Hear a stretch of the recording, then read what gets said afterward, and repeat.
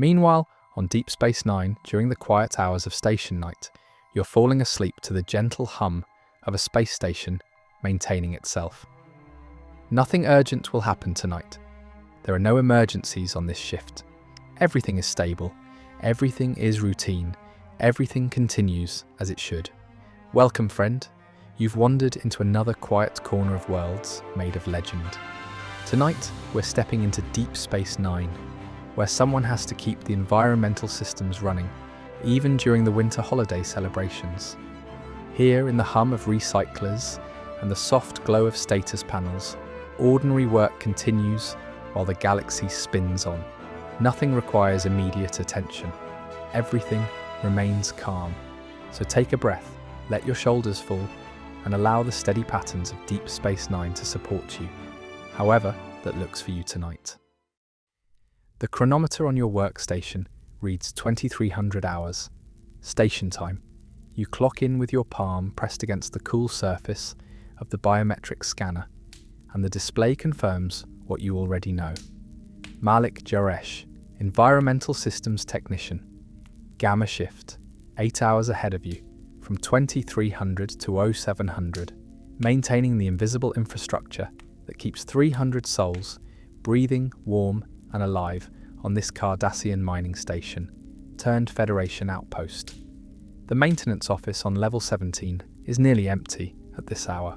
Most of the Gamma shift crew dispersed 15 minutes ago, heading to their various assignments throughout the station's 500 kilometers of corridors and conduits. You're left with the familiar quiet, the background hum of ventilation systems, and the soft glow of diagnostic displays that never sleep. Your jacket hangs on its designated hook by the door. The fabric is worn at the elbows from 2 years of wear, comfortable in the way that work clothes become when they've moulded themselves to your particular shape and movements. You trade it for the maintenance vest, checking the pockets out of habit. Hyperspanner, tricorder, authorization pad, a small toolkit for minor repairs, everything in its place.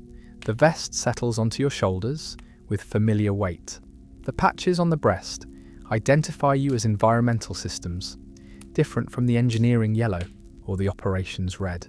Maintenance personnel wear grey, which seems appropriate. You exist in the spaces between the colourful uniforms, keeping systems running that most people never think about until they stop working. Your supervisor left a pad on your workstation. You pick it up, feeling the smooth edges, the slight warmth from being recently used. The shift assignment scrolls across the small screen in neat, efficient text. Routine maintenance on the upper pylons. Filter checks in the habitat ring. Atmospheric recycler inspection in Sector 7. Nothing urgent, nothing dramatic. Just the steady work of keeping complex systems operational. The pad also notes the date. December 20th. 4 days until the human Christmas celebration, though on a station that operates on a 26-hour cycle and houses dozens of species with their own calendars and traditions, Earth holidays feel somewhat arbitrary. Still, the Promenade has decorations, and the Replimat has been offering seasonal foods. Even here, at the edge of Federation space, people find ways to mark the passage of time with familiar rituals. You review the assignments once more, committing the sequence to memory. The station's computer could guide you to each location, but you've worked here long enough to know the layout by heart. Level 12, Section 4 for the first recycler check. The turbo lift route that avoids the currently non-functional lift in the crossover bridge. The access corridor that's faster than the main thoroughfare if you're carrying equipment. The tricorder goes into your right vest pocket, where you can reach it without looking. The hyperspanner stays in the left. The pad clips to your belt. Everything positioned exactly where you need it, reducing unnecessary movement, making the workflow more smoothly. After enough shifts, these small efficiencies become automatic. Everything continues to function as it should. The turbolift deposits you on level 12, and you step out into a corridor that's noticeably quieter than during day shift. The habitat ring circles the station's core like a wheel around an axle, providing gravity through rotation. The artificial gravity generators supplement this, creating the comfortable 1G environment that makes up and down feel meaningful even in space. The corridor's lighting has dimmed for station night, amber panels providing just enough illumination to navigate safely without the harsh brightness of day shift. Your boots make soft sounds against the deck plating, a steady rhythm that becomes almost meditative. Step, step, step. The pace of someone who has 8 hours of work ahead and no reason to hurry through any of it. The first atmospheric recycler access panel is exactly where the station schematic indicated, set into the wall at shoulder height. The metal is cool under your fingers as you key in your authorization code, and the panel slides aside with a pneumatic hiss that sounds loud in the quiet corridor. The smell of recycled air intensifies slightly. That particular combination of filtered oxygen and the faint metallic tang that comes from ducting old enough to have witnessed the Cardassian occupation. The recycler unit behind the panel is a compact assembly of filters, sensors, and processing chambers. Your tricorder comes out of your pocket with practiced ease, and you run the standard diagnostic scan. The device chirps softly, friendly electronic sounds that indicate normal operation, airflow rates within acceptable parameters, filter efficiency at 94%, no contamination detected, no pressure anomalies. You note the readings on your pad, fingers moving over the interface, with the efficiency of someone who's entered thousands of similar reports. The data uploads to the central maintenance log automatically, creating a record that proves you are here, that you check the system, that everything continues to function as designed.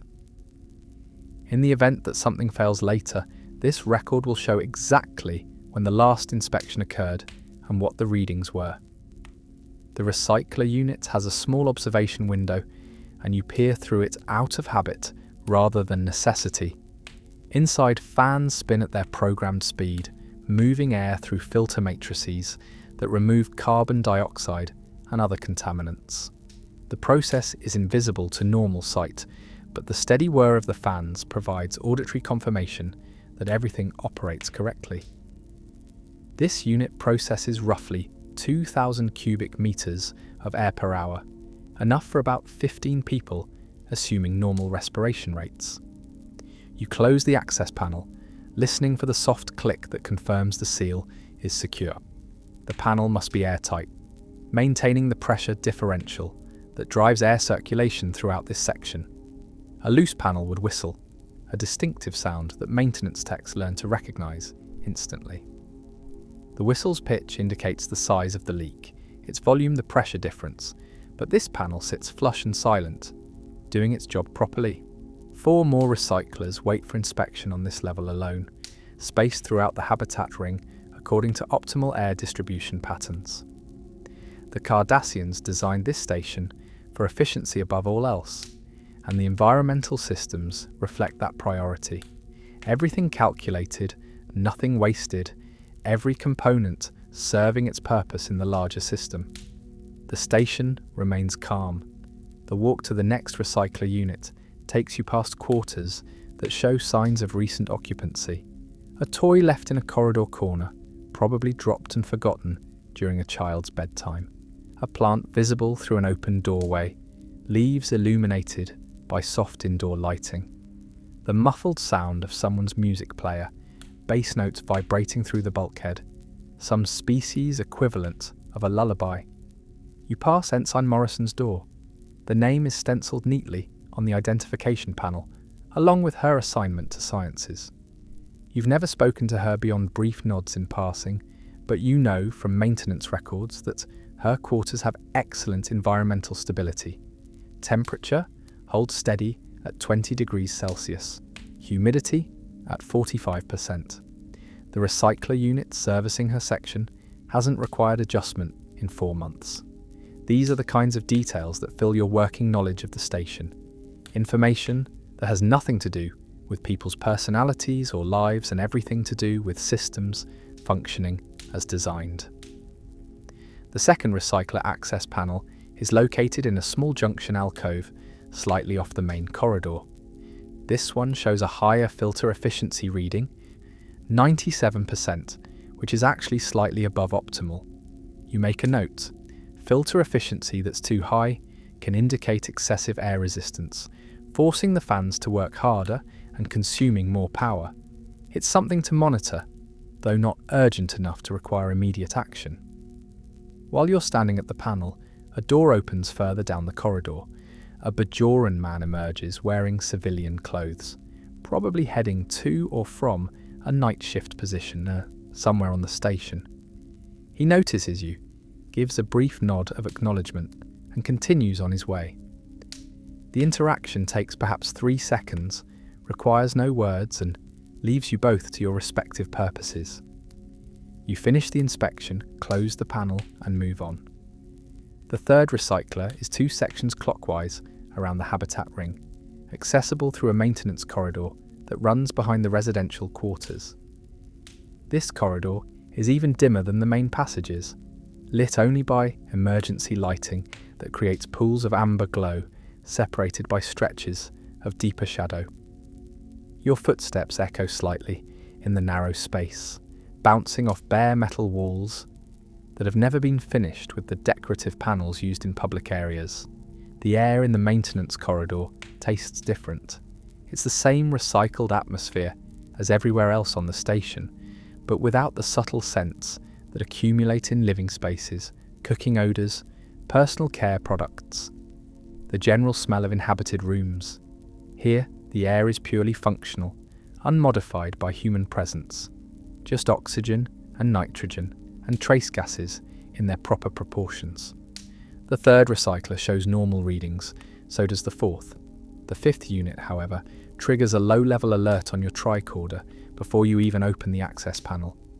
Filter efficiency has dropped to 88%, below the 90% threshold that requires attention. You open the panel and immediately smell it, the subtle stuffiness that indicates air isn't being processed as efficiently as it should. The filter assembly slides out when you release the retaining clips. The mesh shows visible discoloration, the pale grey of accumulated particulates, dust, skin cells, the inevitable detritus that comes from people breathing and moving and existing in enclosed spaces. The filter has done its job, trapping contaminants that would otherwise recirculate through the station's air supply. Now it needs replacement.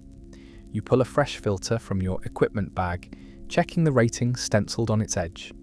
The replacement snaps into place with a satisfying mechanical click, and you note the change on your pad. Installation date, filter identification number, removed filter's condition. The old filter goes into a disposal bag for recycling. Even waste has a place in the station's carefully balanced resource management system. Everything continues as it should.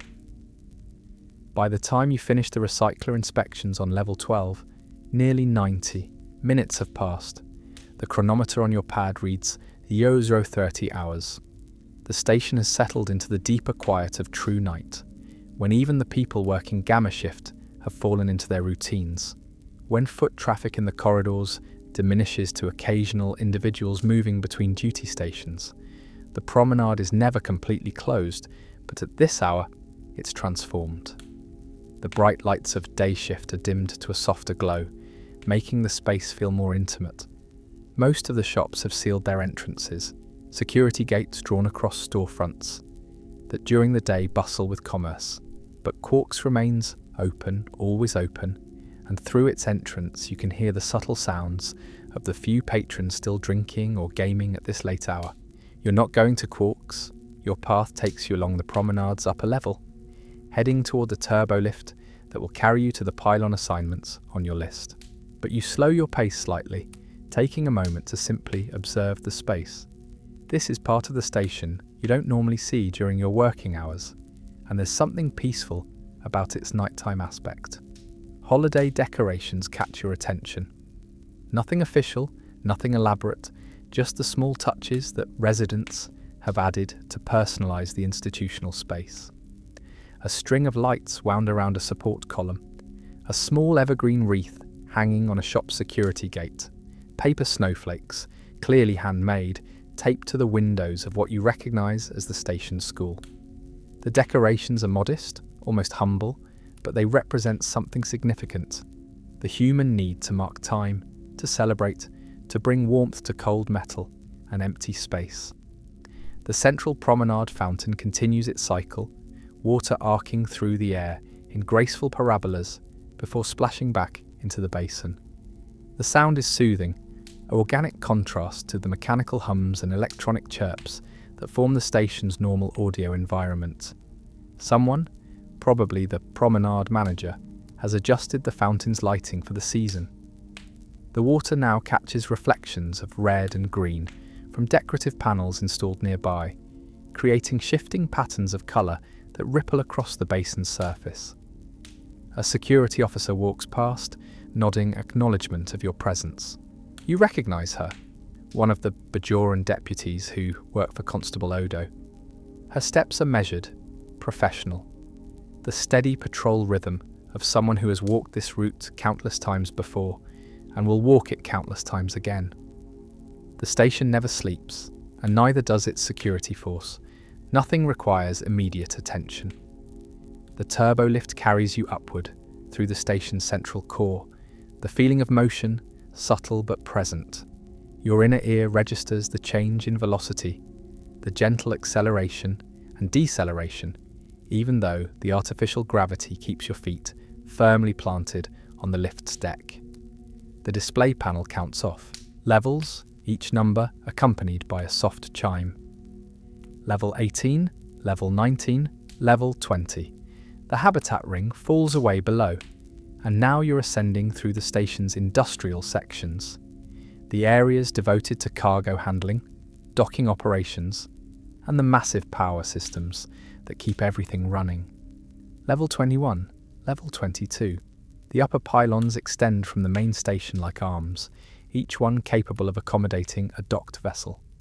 The lift deposits you on level 23, and you step out into a corridor that feels distinctly different from the habitat ring. The walls here are more overtly industrial, lacking even the minimal aesthetic treatment of residential areas. Exposed conduits run along the ceiling. Warning placards indicate high-energy systems nearby. The temperature is slightly cooler, optimized for equipment rather than human comfort. Pylon 2 currently houses a Vulcan transport vessel, the crew probably asleep in their quarters back in the habitat ring. The docking port status panel shows green across all indicators. Atmosphere sealed, umbilicals connected, minimal power draw from station systems. Everything nominal, which means your work here is simply verification rather than repair. The pylon's environmental system is a miniature version of the larger networks that serve the main station. It needs to maintain breathable atmosphere in the docking tunnel, manage the interface between station environment and docked ship's environment, and handle the occasional requirement for non-standard atmospheres when non-humanoid species dock here. Right now, everything is standard oxygen-nitrogen mix, temperature set to 20 degrees, humidity at regulation levels. Your tricorder scans paint invisible pictures of the systems functioning around you, pressure readings that show perfect balance between pylon and docked vessel. Atmospheric composition exactly where it should be. The soft whisper of air circulation fans, moving gas molecules at precisely calculated velocities. It's all working, all operating within design parameters, which means your job here is to simply confirm what the automated monitors have already reported to the central computer. But the physical verification matters. Sensors can fail. Automated systems can report false positives. A human being actually present, looking at displays, feeling the air movement, listening to the equipment, catching problems that might not trigger alarms until they've progressed from minor issues to major failures. This is why maintenance technicians still exist, still walk these corridors, still check systems that computers are supposedly monitoring continuously. The docking tunnel extends ahead of you, a long corridor connecting the pylon to the Vulcan transport's airlock. Through the tunnel's small windows, you can see the ship itself, dark hull illuminated by running lights, resting against the docking clamps. Like a metal bird in a mechanical nest, the ship is completely silent from this distance, powered down to minimal systems while its crew sleeps. You don't need to board the vessel. Your responsibilities end at the station side of the docking interface, but you take a moment to simply look at it. This craft that has travelled between stars, that carries people and cargo across distances that would have seemed impossible just a few generations ago. Someday, you might serve on a ship like that, might trade the fixed corridors of a station for the freedom of interstellar travel. But that's a thought for day shift, for career planning and applications. Right now, you have 5 more pylons to inspect before 0700. Everything remains calm. Pylon 3 requires actual work beyond simple inspection. The assignment pad flags it with a yellow indicator, which means a known issue that needs attention, but isn't urgent. You've learned to appreciate these colour codes. Red means drop everything and respond immediately.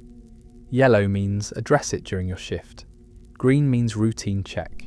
Most of your work falls into the yellow and green categories, the steady maintenance that prevents red situations from developing.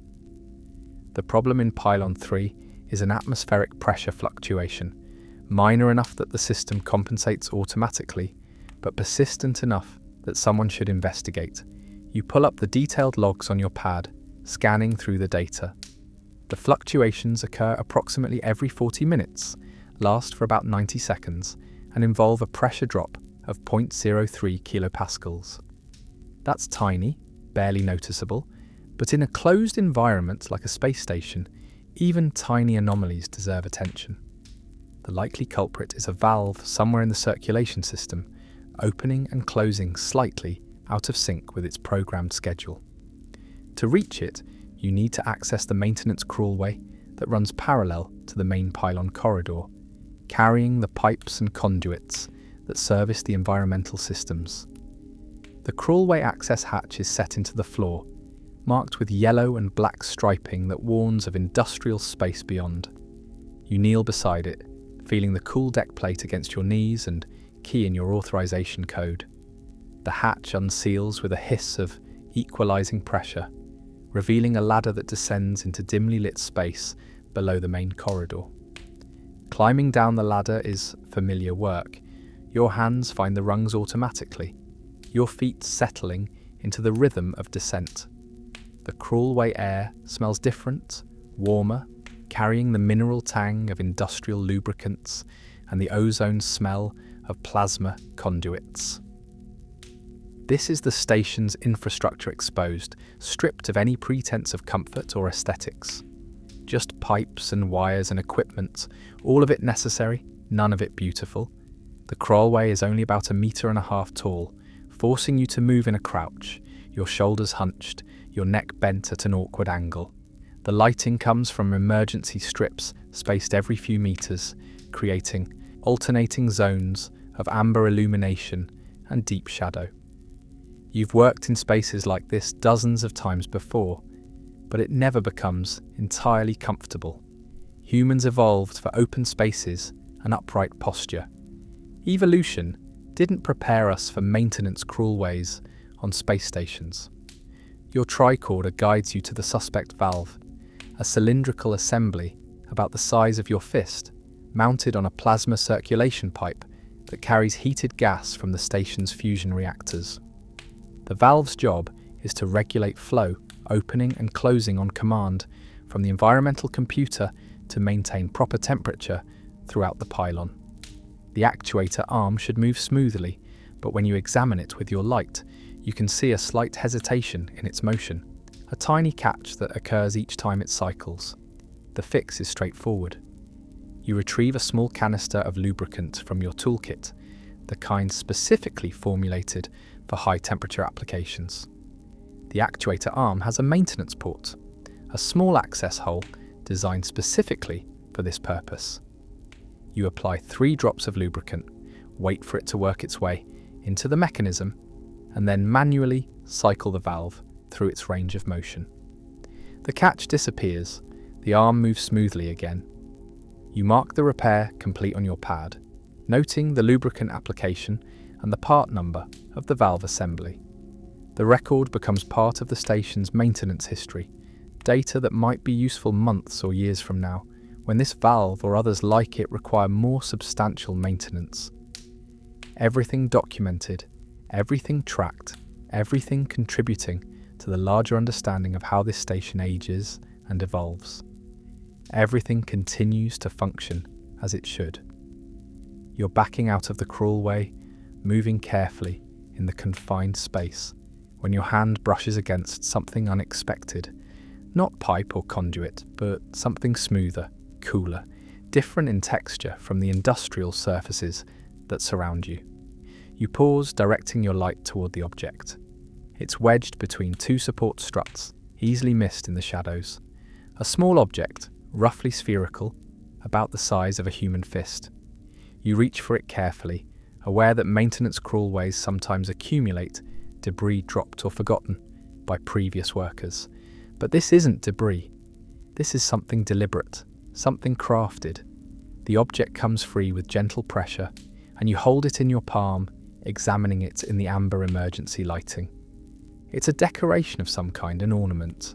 The surface shows age, discoloration in the crevices, but the basic form is clear.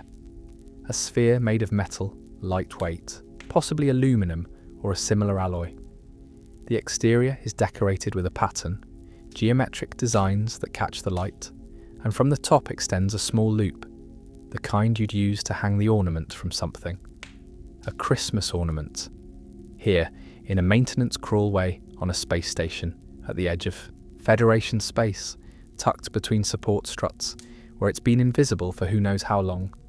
You turn it over in your hands, feeling its weight, its coolness, the slight roughness where the metal has oxidized with age. The ornament is old, very old.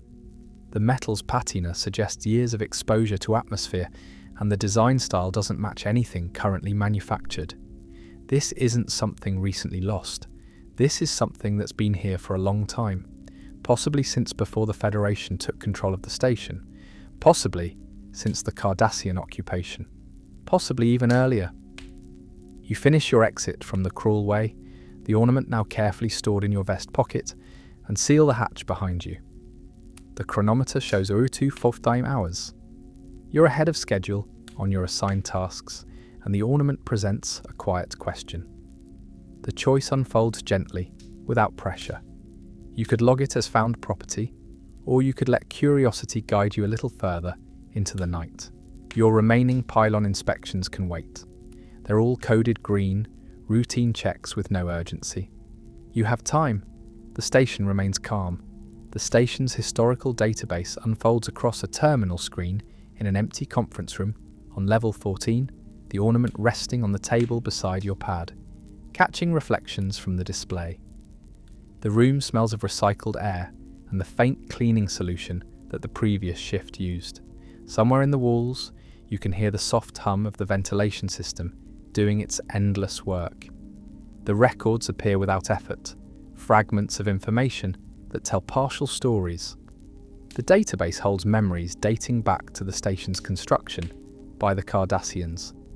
Though those early records are incomplete, the Cardassians weren't particularly concerned with historical preservation, and when they withdrew, they took or destroyed many files. What remains is a patchwork, pieces of the past arranged in loose patterns. Christmas ornaments? The search returns surprisingly few results. The station has hosted human personnel for only a few years, and most records focus on operational matters rather than personal effects. But one entry drifts into view. A requisition from 4 years ago, requesting authorization to import seasonal decorations for the station's first human-celebrated Christmas. The name attached is Lieutenant Commander Rebecca Torres, assigned to operations at that time. The requisition was approved. A shipment arrived on a transport from Earth in December of that year. The manifest lists various items, though the descriptions are generic. Ornaments, quantity 75. Lights, quantity 200 meters. Nothing that helps identify this specific ornament, nothing that explains how it ended up in a maintenance crawlway instead of being returned to storage after the holiday. The ornament sits on the table, silent and patient. You pick it up again, turning it over in your hands.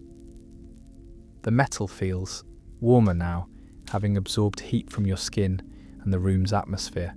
The geometric pattern catches the light differently from each angle, and you notice something you missed in the crawlway's dim illumination. Small letters, tiny markings etched into the metal near the hanging loop. You bring the ornament close to your eyes, letting the characters come into focus. The markings aren't Federation standard. They're not even human. The characters are curved, flowing, distinctly alien in their aesthetic. You recognize the style from historical documents, from cultural databases. These are Bajoran characters. That changes the story, gently but completely. This isn't an ornament from the Federation shipment. This is something older, something from before the Federation's arrival, possibly from before the Cardassian withdrawal. The Bajorans worked this station during the occupation, maintaining systems while their planet below was stripped of resources. This ornament might be a remnant from that time, a small piece of someone's quiet persistence. You take a picture of the markings with your pad, adjusting the light and magnification to capture the details. The universal translator processes Bajoran text, but these characters are worn, partially obscured by oxidation. Someone who actually reads Bajoran would see them more clearly. Nothing requires immediate attention. The chronometer shows 03:40 hours, 4 hours into your shift, 4 hours remaining. The conference room has served its purpose, and the ornament rests back in your pocket, its weight familiar now. The question it carries feels less urgent than it did an hour ago, softened by the slow unfolding of possibilities. The markings suggest intention. Someone engraved those characters, made them permanent on metal. That takes time, takes tools, takes a kind of quiet determination. In the middle of occupation, someone cared enough about this small object to mark it with their language. You return to the maintenance office, the ornament settled in your pocket, the image of the markings saved on your pad. The office is still empty, which is normal for Gamma Shift. Your fellow technicians are spread throughout the station, checking systems, performing repairs, maintaining the invisible infrastructure that everyone depends on. The beverage replicator in the corner offers coffee, tea, various juices. You order coffee, black, hot enough to feel the warmth through the cup, but not so hot it burns. The liquid has that particular synthetic taste that comes from molecular reassembly, not quite matching the flavour of traditionally brewed coffee, but close enough after you've been drinking replicated beverages for years. You sit at your workstation, sipping the coffee, feeling the caffeine beginning to sharpen your focus. The station sounds surround you, the ever-present hum of systems, the occasional chirp of a computer alert. Somewhere distant, the clank of someone working with tools, sound travelling through metal and arriving at your ears as a ghost of its origin. Your assignment pad still lists incomplete tasks. 3 pylon inspections, a filter check in Cargo Bay 4, a temperature adjustment in one of the upper-level laboratories. All routine, all necessary, all waiting for your attention, without urgency. The Bajoran temple on the station opens early, very early. The priests maintain their devotional schedule, regardless of station time, keeping their connection to their faith. If anyone can read those markings, it's someone who grew up speaking and writing Bajoran. Everything continues as it should. The Bajoran temple occupies a prominent space on the Promenade, its entrance an archway designed in traditional Bajoran style, all curves and warm colours, a gentle contrast to the Cardassian industrial aesthetic that dominates most of the station. Even at over 400 hours, a soft light glows from within, welcoming anyone who needs spiritual guidance or simply a quiet place to think. You pause at the threshold, uncertain for a moment. You're not Bajoran. You're not particularly religious in any tradition. You're a maintenance technician with a found object and questions about its origin. But before you can turn away, a voice speaks from inside, gentle, accented with the particular musical quality of native Bajoran speakers. A woman emerges from the inner chamber, wearing the traditional robes of a praetor. Her face shows middle years, her hair beginning to grey, her eyes carrying a kind of peaceful acceptance. "You're seeking guidance," she says softly. "Not a question, just a gentle observation. Come inside." The prophets welcome all who approach with honest questions. The interior of the temple is warm, both in temperature and aesthetic. Candles burn in traditional holders, their flames creating dancing shadows on the curved walls. The air carries the scent of incense, something spicy and woody that you don't recognize.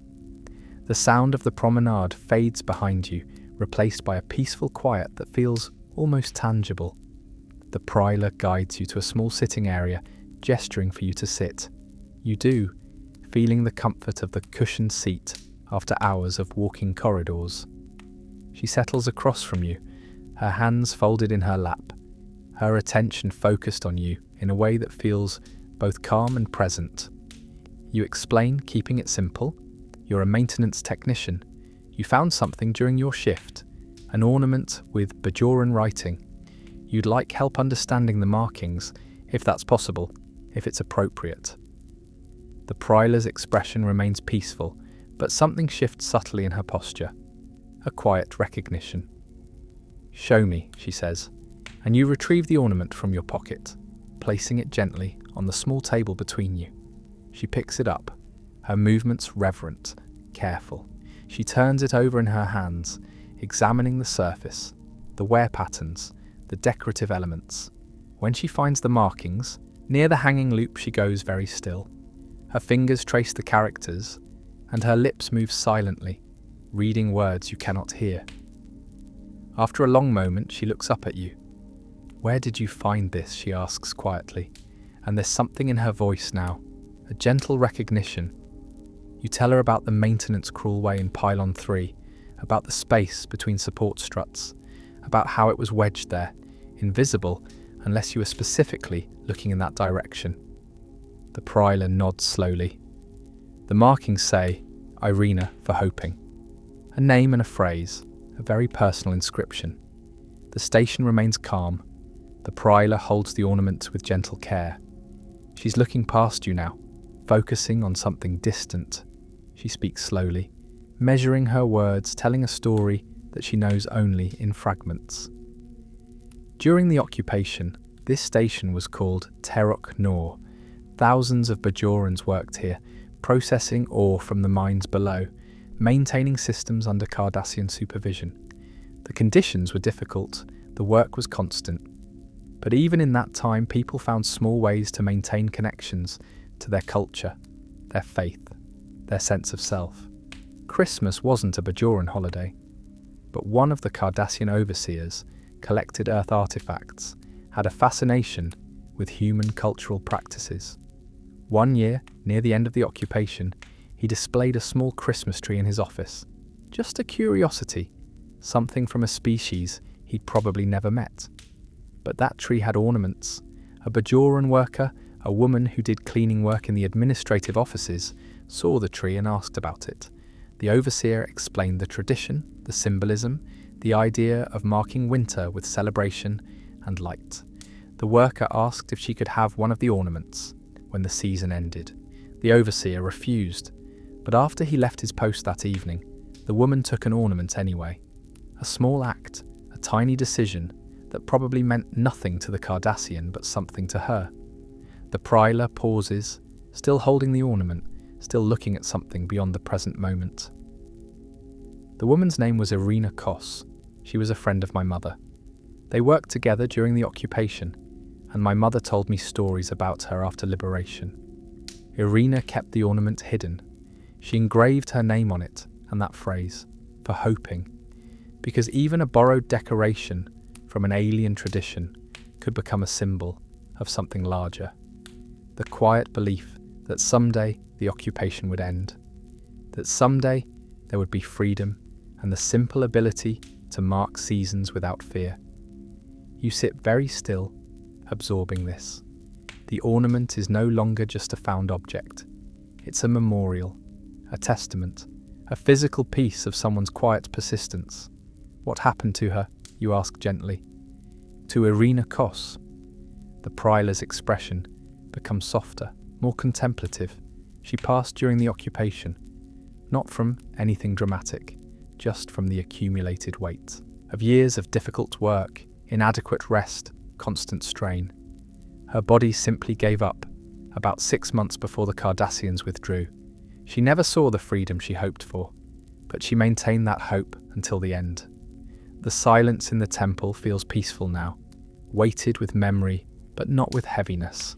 The candles continue their steady burning.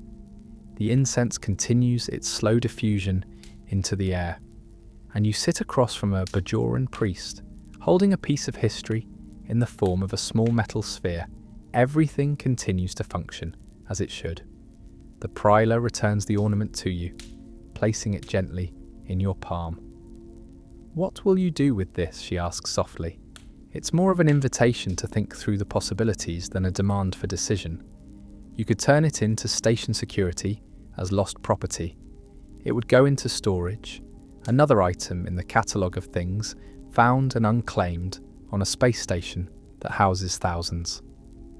Eventually, it might be disposed of, or sold at auction, or simply forgotten in a storage locker that nobody bothers to access. You could keep it yourself, take it back to your quarters, add it to your personal effects, a quiet reminder of an unusual gamma shift, but that feels incomplete somehow, like claiming something that belongs to a larger story. The Pryla watches you think, patient and calm. "The prophets work through us in gentle ways," she says finally. "You were meant to find this, perhaps to ensure that Irina Kos's small act of hope is remembered." An idea forms, soft and natural. The station celebrates Christmas in 4 days. There will be decorations on the promenade, gatherings in public spaces, probably a tree somewhere with lights and ornaments. This ornament could hang there, visible to everyone who passes. Not hidden in a cruel way, not locked in storage, but present and acknowledged. The Pryla smiles, a gentle expression that transforms her face. "Yes," she says, "that would be appropriate. That would honour what Irina hoped for. Let her small act become part of the freedom she never lived to see." You thank her, feeling the quiet gratitude that comes from unexpected guidance. She waves away your thanks gently. "The prophets guide all things," she says. "You're simply following the path that unfolds." As you leave the temple, stepping back out into the promenade's dimmed lighting, you notice the view beyond the station's windows. Deep space, scattered with stars, infinite and calm. Bajor is somewhere down there, a planet rebuilding after generations of difficulty. Irina Kos never stood in this promenade as a free person, never saw her people's religious centre honoured in this sacred space, never experienced the simple dignity of working by choice rather than compulsion. But her ornament will hang in celebration. And that feels right. Nothing requires immediate attention. The chronometer shows woe 5:15 hours. Less than 2 hours remain in your shift. You've spent most of Gamma, shift following an unexpected thread rather than your assigned maintenance tasks. But the ornament sits securely in your pocket now, its purpose clarified, its future decided. You can finish your work and still have time to figure out the practical details of returning this small piece of history to visibility. The remaining pylon inspections pass in the comfortable rhythm of routine action. Access panels opening and closing, tricorder scans painting invisible pictures of atmospheric pressure and flow rates, data entry on your pad, fingers moving automatically through familiar patterns. Your mind is elsewhere, thinking about persistence and memory, about small acts and the ways people maintain hope. Pylon 4 shows normal readings. Pylon 5 shows normal readings. Pylon 6 has a slightly elevated carbon dioxide level. Nothing urgent but worth monitoring. You make the necessary notes, flag it for follow-up during the next shift cycle, and move on. The work requires attention but not full concentration, leaving space for continued quiet reflection.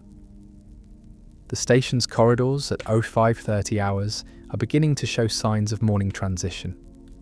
A few early risers moving toward the replimat for breakfast, a security officer completing a patrol route, an ensign jogging past in exercise clothes, maintaining fitness in the station's limited spaces.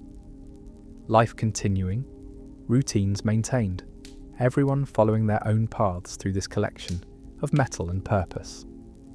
The filter check in Cargo Bay 4 is your final assignment. The bay is cavernous and mostly empty at this hour. Just stacked containers waiting for transport and the vast overhead space designed to accommodate large cargo transfers. Your boots echo on the deck plate as you walk to the environmental control station mounted on the far wall. The filters here are larger than the residential units, industrial-scale systems that process the bay's atmosphere when cargo is being loaded or unloaded. They need to handle potential contamination, unusual gases from different planetary environments, the particulates that come from moving goods between ship and station. The filters get dirty faster, require more frequent replacement, show the strain of their heavy use, but today's scan shows acceptable performance. Filter efficiency at 91%, just above the replacement threshold. Air quality within normal parameters. The automatic systems functioning as designed. You log the readings, close the access panel, and check the chronometer. 0600 hours. 1 hour remaining. The station remains calm. The maintenance office is busier now, as Gamma Shift personnel return from their assignments, completing final tasks, preparing to hand off to the incoming day shift crew. You recognize faces, exchange nods of acknowledgement, maintain the professional courtesy that marks relationships between people who work together but rarely socialize beyond their shared duties. Your workstation holds the completed assignment pad, all tasks checked off, all data properly logged. The shift has been routine in its official records, recycler inspections completed, pylon systems verified, filter checks performed, a small valve repair in pylon 3. Nothing unusual, nothing that would catch anyone's attention in the endless stream of maintenance reports that fill the station's databases. But your pocket holds something that won't appear in any official record. The ornament, small and metal and ordinary in its physical presence, extraordinary in its history. You've made a decision about its future, but implementation will require conversation with people who organise the station's holiday celebrations. That can wait until after your shift, after you've slept, after you've had time to consider exactly how to explain the ornament's significance. The day shift supervisor arrives at 0645, carrying her own pad, ready to receive briefings from departing Gamma Shift personnel.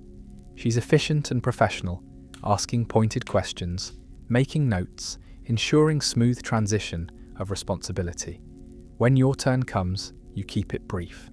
All assignments completed, no urgent issues, 1 valve lubrication in pylon 3, everything else routine. She nods, satisfied, and moves on to the next technician. You're released from duty, free to clock out, leave the office, return to your quarters for sleep. But first you take a moment to simply sit at your workstation, feeling the weight of the shift settling into your muscles and bones. 8 hours of work. 8 hours of walking corridors, checking systems, maintaining infrastructure that enables 300 people to live and work in the environment of space. 8 hours during which you also found a piece of history, learned a story about persistence and hope, made a decision about how to honour someone who never knew freedom. The maintenance vest comes off, replaced by your personal jacket. The tools go back into their storage locations, organised and ready for the next person who needs them. The authorization pad returns to its charging station. Your hands go through these motions automatically, muscle memory built from 2 years of identical shift endings. The time clock scans your palm one final time. Malik Jaresh. Shift end confirmed. So 700 hours. Duration 8 hours, 0 minutes. The precision is satisfying even though it's arbitrary, 8 hours being merely 1/3 of a station day. That itself is just a human convention, imposed on the timeless void of space. Everything continues, as it should.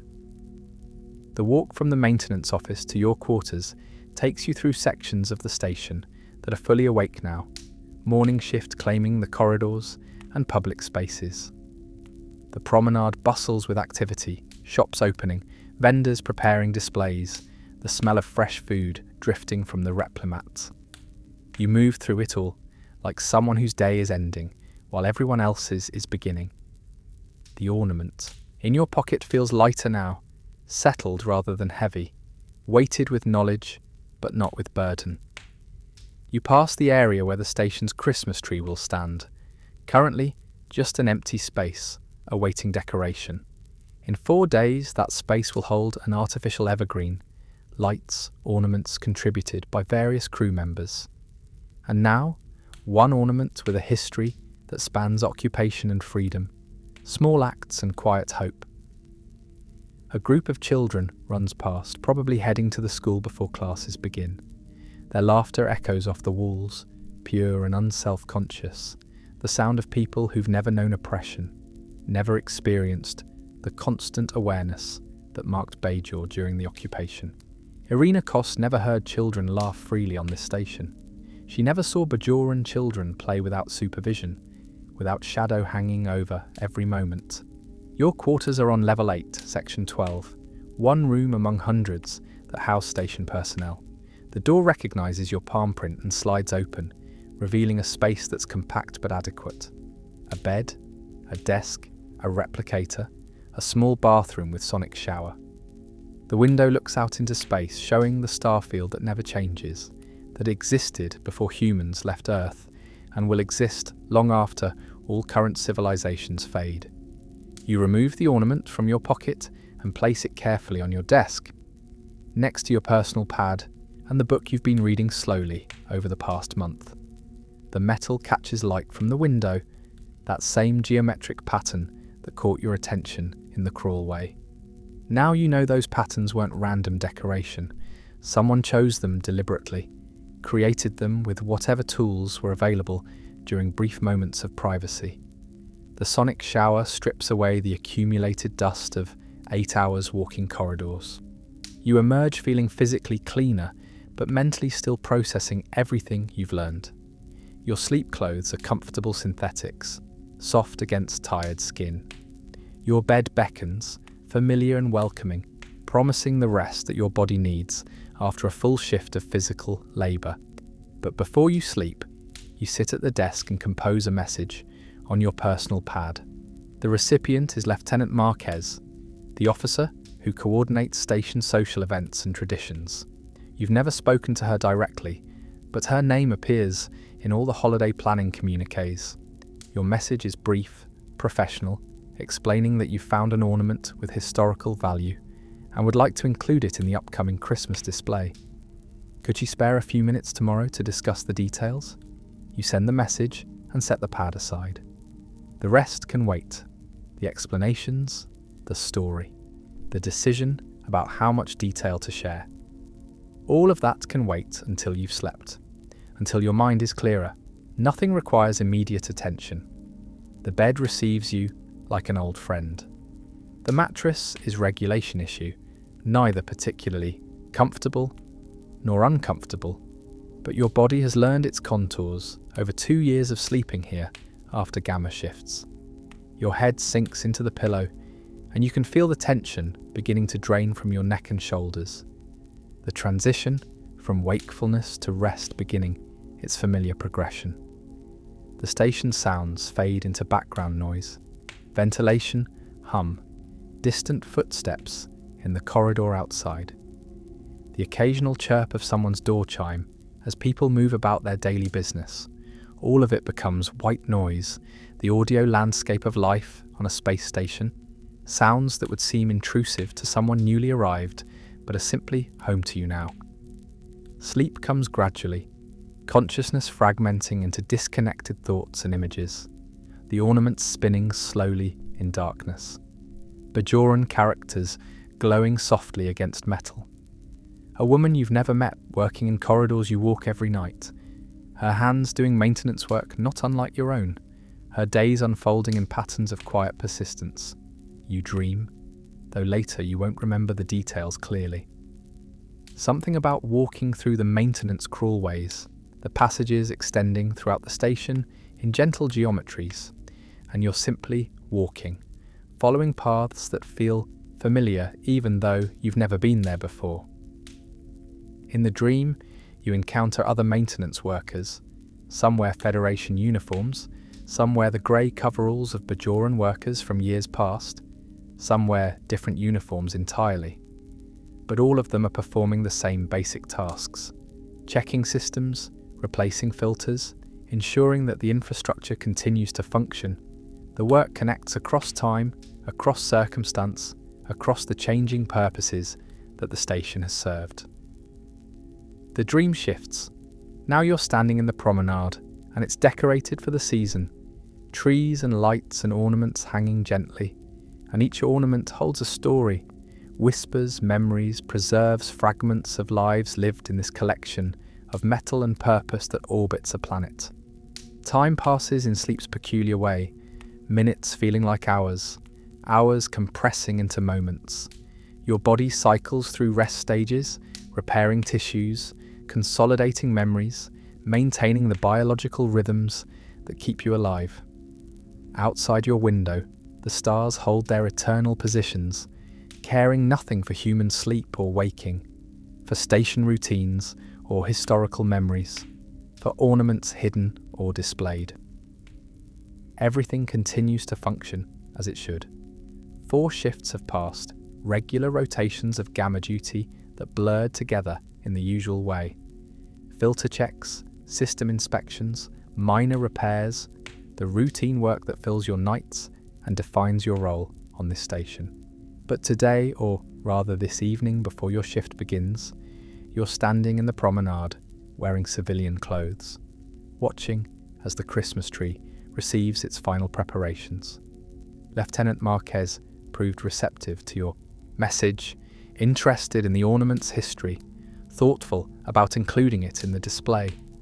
She listened to your version of the story, the parts you felt comfortable sharing, and agreed that Irina Kos deserved quiet recognition. A small placard now hangs near the tree, explaining that one ornament has special significance, representing hope maintained during difficult times. The tree is artificial, of course. No one wants to waste precious atmospheric resources on maintaining an actual living plant just for decoration. But the synthetic needles look convincing enough, and the lights wound around its branches create a warm glow that stands in pleasant contrast to the functional lighting of the promenade. The ornaments hang at various heights, contributed by different people, each one representing someone's choice to participate in this human tradition, even at the edge of Federation space. And there, hanging from a middle branch, visible but not central, is the ornament you found in Pylon 3's maintenance crawlway. The metal catches light from the tree, and from the promenade beyond, the geometric patterns creating small reflections that shift as people walk past. The Bajoran characters are too small to read from a distance, but you know they're there. Arena for hoping. A small crowd has gathered for the tree lighting ceremony. Station personnel from various shifts and departments, plus a handful of Bajoran civilians who live on the station. You recognise some faces. The Pryla from the temple stands near the back, her expression serene and peaceful. A few children press close to the tree, fascinated by the lights and decorations. Several officers in uniform maintain professional bearing while clearly enjoying the break from routine. Lieutenant Marquez activates the tree's lights with gentle timing, and the promenade fills with a soft glow of red and green and gold.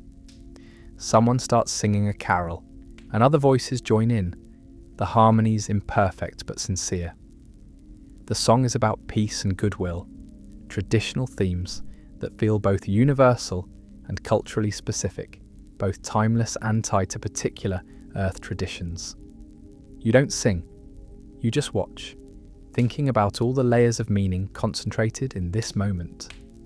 A space station built by Cardassians for one purpose, now serving different purposes of exploration and connection.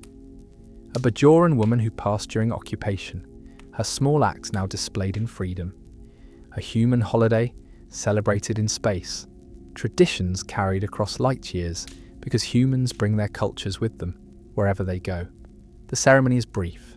People linger for a few minutes, admiring the tree, taking pictures with personal pads, sharing greetings and seasonal wishes. Then the crowd disperses, returning to duties and routines. The tree left to provide its gentle light to whoever passes through the promenade over the next few weeks. You approach the tree one more time, standing close enough to see the ornament clearly. The metal is slightly tarnished, the engraving worn but present if you know where to look. It hangs among newer ornaments, shinier decorations, items that were never hidden in maintenance crawlways or carried as quiet symbols. But it belongs here. It earned its place through its history, through the woman who kept it and marked it and maintained her hope. The station remains calm. The chronometer reads 22:45 hours, 15 minutes until your shift begins. You're back in the maintenance office, having changed into your work clothes, the vest settling onto your shoulders with familiar weight. Tonight's assignments wait on your pad, another collection of routine tasks that will fill the 8 hours between now and morning. Filter checks in different sections, a pressure adjustment in one of the cargo bays, routine inspections throughout the habitat ring. The ornament no longer rides in your pocket.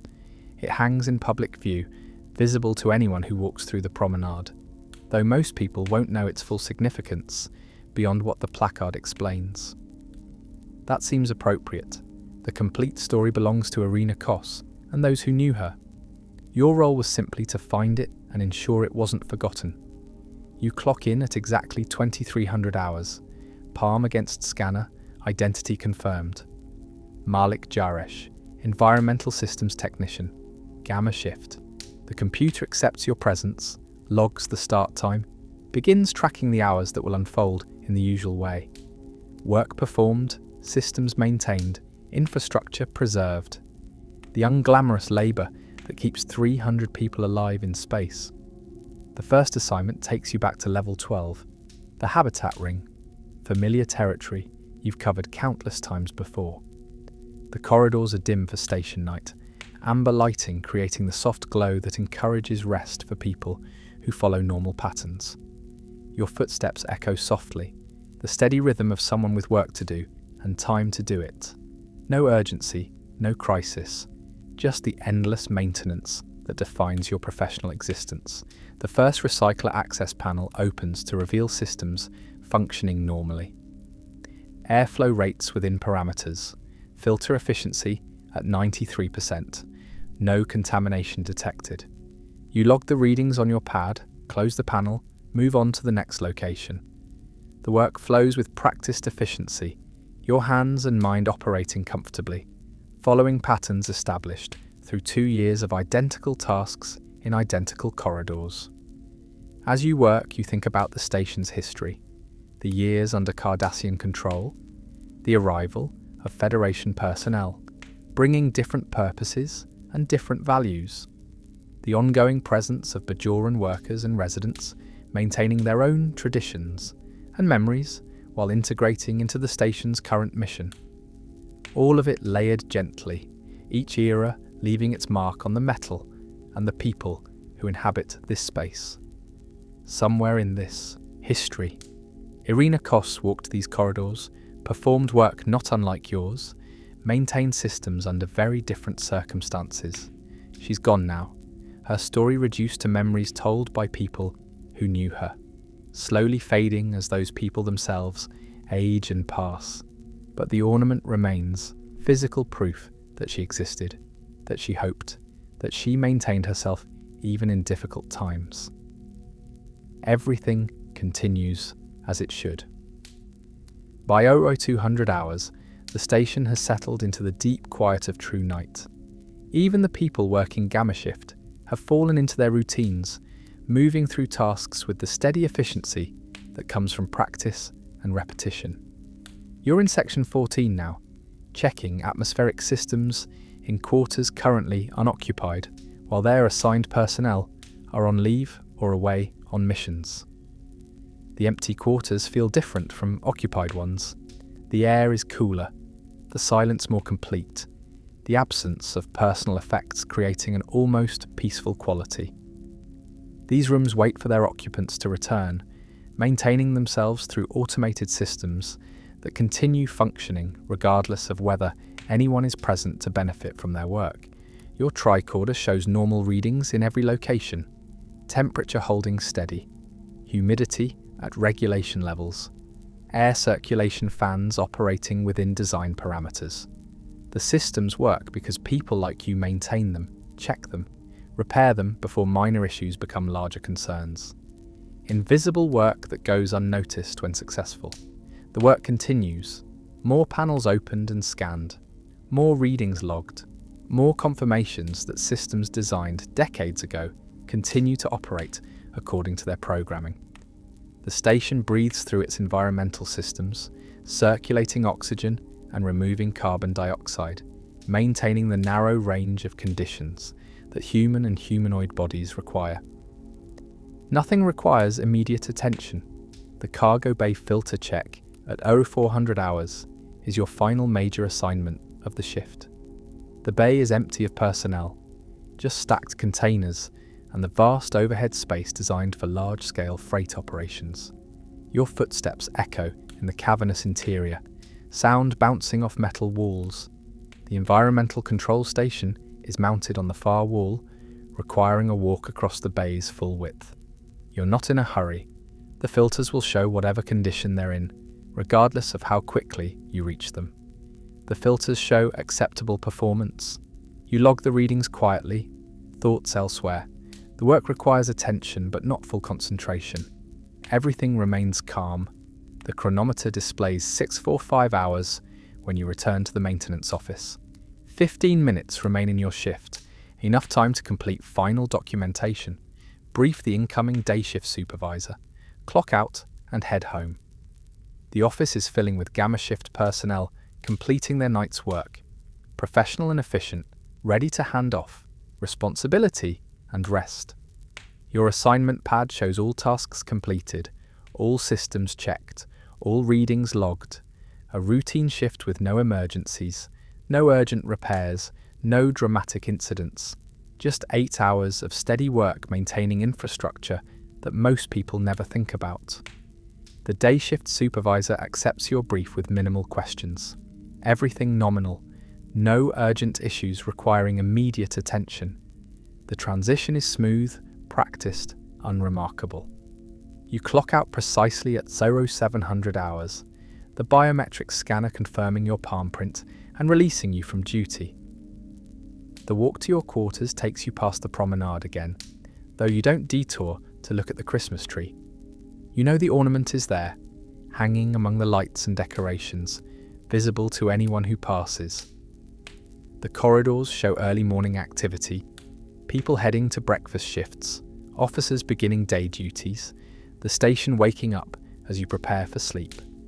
You pass through it all with the comfortable detachment of someone whose day is ending while theirs begins. Your quarters receive you with familiar welcome.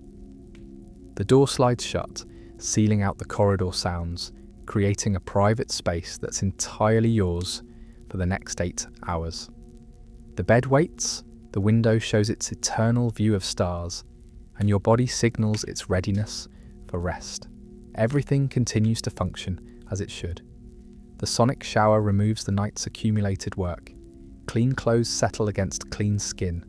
The bed welcomes your weight, mattress compressing in familiar patterns, pillow receiving your head. Your eyes close and the transition from wakefulness to sleep begins its natural, gentle progression. The station sounds fade to background whisper, ventilation systems humming their endless song. Distant footsteps in the corridor, the soft chirp of someone's door chime. All of it becomes part of the audio environment that defines home, that signals safety, that tells your body it can release and embrace rest. Your mind drifts, thoughts becoming less linear, consciousness fragmenting into the scattered patterns that precede dreams. Images surface and fade, the ornament spinning slowly in soft darkness. Bajoran characters glowing gently against metal. Sleep deepens. You're walking through maintenance crawlways, but now they're lit with warm light. The passages feel comfortable, familiar, safe. Other workers walk beside you, performing the same essential tasks. Checking systems, maintaining infrastructure, ensuring that life continues. The dream shifts gently. You're in the promenade and it's decorated for the season. Ornaments everywhere, each one glowing softly, each one holding stories. Sleep deepens further, consciousness dissolving into the biological rest that your body requires. Dreams become less coherent, more abstract, images without narrative, sensations without context. Your breathing slows, your muscles relax completely. And the station continues its operations around you, systems maintained by other workers who keep the infrastructure functioning while you rest. The stars outside your window hold their positions, eternal and patient. The station rotates on its axis, maintaining the artificial gravity that keeps you pressed gently into your mattress. The environmental systems cycle air through their filters, removing carbon dioxide, adding oxygen, maintaining the precise balance that allows you to breathe without conscious thought. Somewhere in the promenade, the Christmas tree continues to glow softly, its lights on automatic timers, its ornaments catching reflections from passing pedestrians. And among those ornaments, one small metal sphere hangs peacefully, marked with Bajoran characters, too small for most people to read. Arena for hoping. Sleep now. Deep and dreamless. Let the station's gentle hum carry you deeper into rest. Let the familiar sounds become a lullaby, the recycled air become a soft breath, the distant footsteps become a comforting rhythm. The maintenance crawlways hold their secrets. The environmental systems process their endless cycles.